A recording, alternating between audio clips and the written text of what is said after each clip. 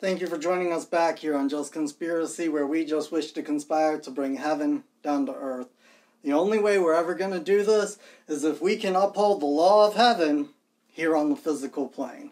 That's the only way this is going to happen.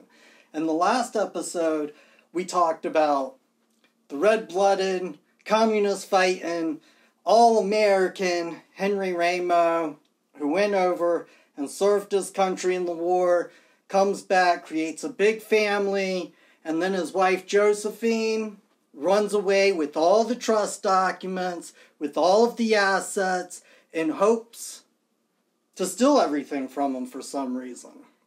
I don't know why. But we're not going to get law upheld unless you find it within your interest to have it upheld. And let me tell you why it's within your interest to have it upheld. You see, if Henry and Joni don't have any property rights, if their property can be taken away from them through administrative processes instead of due process of law, then so can yours. Your property can be taken away from you. See, the state's not taking their rights away from them. They're taking your rights away from you, because if anybody in society doesn't have rights, then you don't have rights. It's really that simple. We either have rights or we do not.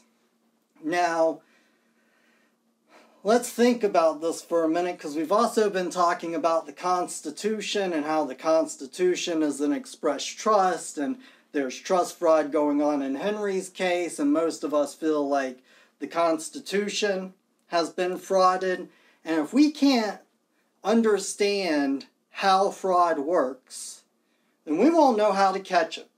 So this video is going to be completely about how fraud works. And if you thought that stealing all of the assets and property and trust, if you thought that was bad, I'm just going to ask you to hold on to your seats, because Josephine continued her fraud to make it actual fraud. And to prove this and to show this, we're gonna show some documents, and then we're gonna read some case law to see how this actually works. And that way we can learn how to spot fraud. We can learn the elements of it, and hopefully we'll decide to join together and stop fraudulent behavior. So with that being said, we're just going to go through one property. Now, Henry had 4 pieces of property, all put into their own express, irrevocable common law trust, and they're all gone now. But we're just going to look at the life of one of those properties, and it's 293 Thomas Road. Here's the quitclaim deed, where Henry and Josephine quit their claim to this property and placed it into a common law irrevocable trust on February 18th, 2005. Here's the next deed for this property, where Lena, signing as a trustee, says that she is quitting the claim to Josephine on August 3rd, 2017. Now here's where the fraud happened, because Lena's acting as a trustee, saying, oh yeah, I have the power and the authority to convey this property over to Josephine, which is true. She does have the legal power and the legal authority to do it. The only problem is she does not have the lawful authority to do it. And we're going to get to that in just a second. But right here is where the trust fraud was committed. 100% without any shadow of a doubt. And this is actual fraud. And the reason it's actual fraud is because she didn't commit actual fraud on Henry alone or the secondary beneficiaries. She committed actual fraud when she sold it to Trimline Builders. Here's the deed where Josephine gave a general warranty deed to Trimline Associated Builders, April 9th of 2018. Trimline Associated Builders subsequently gave this general warranty deed to John and Leslie Vineset on July 25th, 2019. here is where the fraud becomes a really, really big problem, because Josephine signed the deed over in a general warranty deed to Trimline Associated Builders, who in turn signed a general warranty deed over to Mr. and Mrs. Vineset. And the reason that this is really, really bad is because whenever the actual fraud comes out in court, if we could ever find a court of law and prove our case, which I don't think is going to be very hard, but I'll let you decide that after we read the elements here in just a minute. But once that happens, whoever was frauded out of the property, they have a right to repudiate the deal, which means they have a right to go and take the property back and give the value of what the property was sold for in the first place back to the person who bought it, which would have been Josephine. She gave $10 for the quitclaim deed. That's what she considered fair consideration. So if we ever actually get a court of law where we can prove that this happened because it's clear as day, all the Ramo family would have to do is give Josephine $10, and the property would go back where it belongs, to the trust. To the trust that had fraud committed upon it. Now, the reason why I think this is a really, really good teaching example is because it brings up my favorite concept. I'm always trying to teach people the difference between legal and lawful. What is the difference between legal and what is the difference between lawful? And to really exemplify this, because law deals with the moral and ethical side of the court. Legal just deals with the forms in which the law is performed. It just deals with the actual positive, writing down, we jumped through all your hoops, we did it the way you asked for us to do it, we did it the way it's been done for thousands of years. But law deals with the moral and ethical side of the court. So let's look at the definition of lawful. Further, the word lawful more clearly implies an ethical content than does legal. The latter goes no further than to denote compliance with positive, technical, or formal rules, while the former usually imports a moral substance or ethical permissibility. A further distinction is that the word legal is used as the synonym of constructive, which lawful is not. Thus, legal fraud is fraud implied or inferred by law, or made out by construction. Lawful fraud would be a contradiction of terms. Again, legal is used as the antithesis of equitable. Thus, we speak of legal assets, legal estate, etc., but not of lawful assets or lawful estate. Legal is used as the synonym for constructive. Now keep that in mind, because constructive fraud means legal fraud. There is no such thing as a lawful fraud, because fraud's not lawful. Fraud will always be and forever criminal and against the law. But the form it can take can go through these positive positions, these positive ways of doing paperwork to make everything seem okay. So, what is this fraud? How do we prove fraud in a court of law? Because in a court, there are elements. There are elemental things that you have to prove your case. So, let's look at some of this case law and see if we might have a case. There are two primary differences between an actual fraud claim and a constructive fraud claim. First, constructive fraud differs from actual fraud in that it is based on a confidential relationship rather than a specific misrepresentation. Second, intent to deceive is not an essential element of constructive fraud. Okay, so what I gather from that is that actual fraud is just constructive fraud with intent. So why don't we look at the elements of actual fraud and see if that applies to this? To assert a claim of constructive fraud, plaintiff must allege 1. A relationship of trust and confidence. 2. That the defendant took advantage of that position of trust in order to benefit himself. And 3. That plaintiff was, as a result, injured. In order for you to have constructive fraud, you have to prove that there was a relationship of trust. And then you have to prove that that relationship of trust had been taken advantage of, and you were harmed as a result of the relationship of trust being taken advantage of. Well, we know that Henry and Josephine were married. I'm pretty sure that that is a relationship of trust that exists in law. But what does the law have to say about it? The relationship between husband and wife is the most confidential of all relationships, and transactions between them, to be valid, must be fair and reasonable. Our courts have found that a spouse only breaches a fiduciary duty owed to the other spouse within the context of a distinct agreement or transaction between the spouses.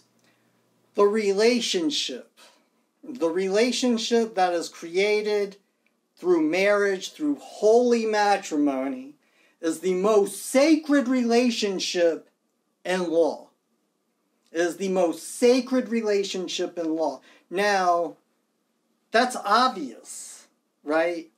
Like any of us, anybody who has ever been married should know and understand that your confidence in your wife, your confidence in your husband, your confidence in your spouse is more sacred than your confidence with your attorney, with your doctor, with your accountant. In all good relationships, you shouldn't be sleeping with those other 3 people. That is for sure. And this is why common law is common, is because everybody should commonly know that your relationship with your spouse is the most sacred relationship that could possibly exist. This isn't something that we should have to have lawyers and attorneys and appellate courts tell us. It's something that's kind of like, thank you, Captain Obvious. Thank you for stating the obvious. But what it states in very, very plain and concise language is that Henry and Josephine, they meet that obligation of having a trust relationship. It also talks about there has to be an instrument that they're both involved in. Well, when they both sat down to create these common law express trusts that Josephine ran off with, I would imagine that in court, that absolutely counts as a relationship entered into by both parties, very distinct relationship, called a common law express trust. So we got that first element. Let's look for the second element, the deception. Although reasonable reliance on an allegedly false representation usually is necessary to show fraud, it is not necessary where the existence of a confidential or fiduciary relationship creates a duty to disclose between the parties to the transaction. It is well settled principle of the law of fraud that it is the duty of a person in whom confidence is reposed by virtue of the situation of trust arising out of a confidential or fiduciary relationship to make a full disclosure of any and all material facts within his knowledge relating to a contemplated transaction with the other party to such relationship. And any concealment or failure to disclose such facts is a fraud. It is a well-settled principle of law that on the deception part, it doesn't have to be a misrepresentation to Henry. See, there was no misrepresentation that Henry was relying on that he thought was true. The misrepresentation itself was Josephine running away with all of the trust documents. That's the part that is the misrepresentation, because It's a representation. Any representation is a fiction of law. Because while the trust was present, while it was operating functionally, well secured for 8 years, and I wish to point that out again, the trust operated very, very well for 8 years. And what that goes to show, and what that goes to prove, is that the trustees knew what they were doing. They knew how to operate and function the trust. Otherwise, they couldn't have done it for 8 years. They could not have performed the duties of the trust for 8 years if they didn't know what was going on. Because my guess is that whenever this comes out, they're going to walk into court and say, I didn't know. I didn't know what I was doing. Because that's probably the best defense that they could possibly have. That was the best defense that they could possibly have. But where you have a situation of trust like this, you don't have to have a specific misrepresentation. The specific misrepresentation is the fact that Josephine stole the trust and all of the documents. And then the specific misrepresentation that was committed on Trimline Builders was that she had the authority to sell the property. And the reason why we know that Lena did not have the authority to quit the claim over to Josephine from the trust is because back in 2013, when Henry's home was being foreclosed on, which was also in a separate common law trust, his attorney filed a motion to get the court to force Josephine to participate in the sale. Everybody else was ready to sell the property, salvage what equity they could out of it, but Josephine wouldn't do it because Henry wouldn't agree that she'd get all of the money and leave him homeless forever. I wonder why Henry didn't agree to that. And so Henry's attorney goes and files a document asking the court to order Josephine to agree to the sale.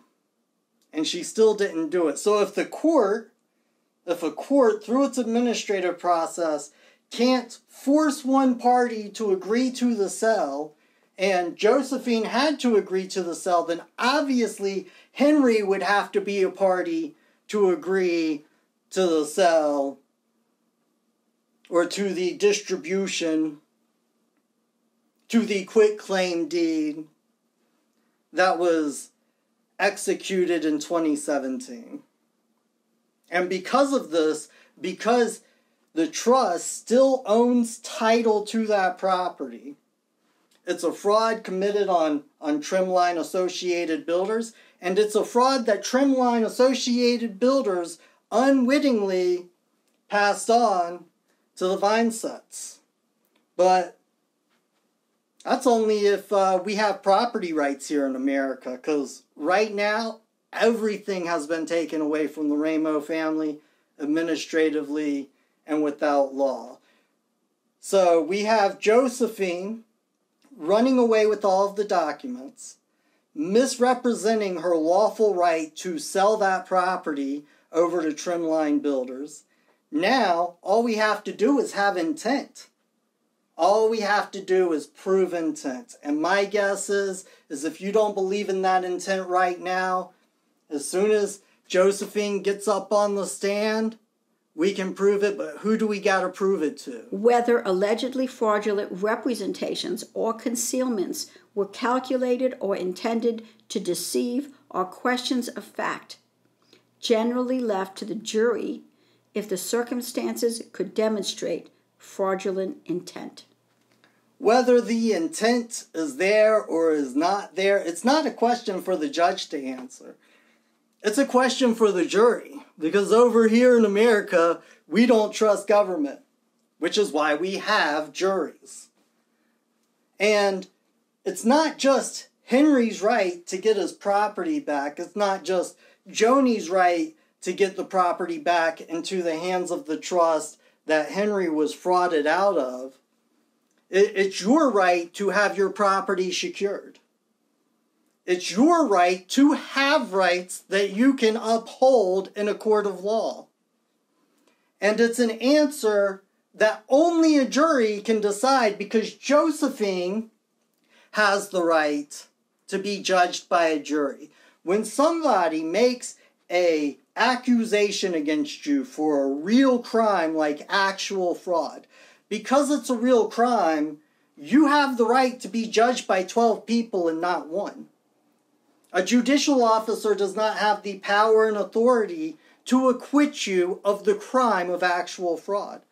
But these rights will only be upheld if you uphold them, because our courts have become 100% administrative and they don't care about your rights anymore.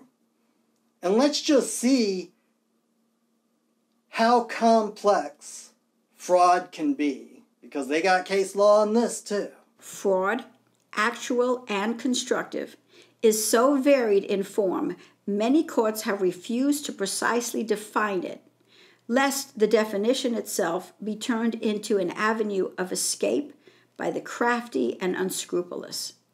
Nevertheless, the legal principles that govern constructive fraud claims are well established. One is that a case of constructive fraud is established when proof is presented that a position of trust and confidence was taken advantage of to the hurt of the other. Fraud is so varied in its forms that many courts have refused to define it, lest some unscrupulous undesirable, give them a definition so they can fraud their way around it. Fraud is fraud. It's wrong. And in the law of fraud, the wrongdoer is never to benefit from the fraud. I hope that is such a common sense kind of law, I don't have to show it to you in a judicial opinion. I hope that the law on your heart says, yeah, when people do something wrong to somebody else, they shouldn't benefit from it. They shouldn't benefit from it at all. And I absolutely forgot to talk about, when I was talking about Josephine's intent, how, oh yeah, she has a journal where she wrote about these things when she was doing them. Talking about, get all the assets into your name, cut off the children, get Henry locked up. I don't know how much more malicious you have to be. And in the next video, when we're talking about what happens to Henry and Joni whenever they go in there and they know, hey, there's actual fraud going on here. How the courts react to them. Because Henry and Joni, they didn't know the entire 10 years after Josephine started this constructive fraud upon them. This legal fraud upon them, but not lawful.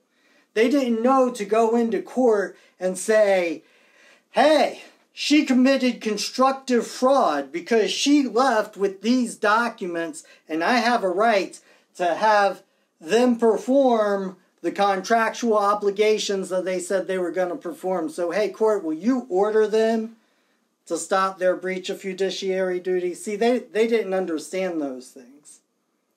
And back when we had law, when law was common to everybody, you didn't have to know those things to go in there and exercise a right. You could, as a man or a woman, walk into a court and say, hey, my wife stole everything I got, and I'd like some of it back, at least half. At least the stuff that was my personal stuff, my watches and such. And it didn't matter. The courts were supposed to make it right. They were supposed to make it right. That's kind of the whole purpose of their existence, is to right wrongs in a legal society, in a civil society, in a legal way. But when Joni and Henry did understand that they should go in there and say, hey, she committed actual fraud. Here are the elements. We're going to see what they do next time. And just keep in mind that the clerk of Superior Court down at that courthouse is Tyler Ray, who wrote an email that said things like, the court has ordered that none of the assets be moved or touched without further order from the courts. And in order to protect the trust assets, which is my job, we need to get some things placed in the CVD file, which is Bob's job. He is now the clerk of Superior Court. He said in that email that his job was to protect the trust assets, which that house, that trust asset, was removed fraudulently while he was the attorney in this case. Just keep that in mind, and hopefully you'll join us back here next time to see how many other shenanigans go on without people really knowing the true law behind it. Because the only way we're going to bring heaven down to earth is if we know the true law in our heart and we perform it in our day-to-day lives. One world, love, and peace.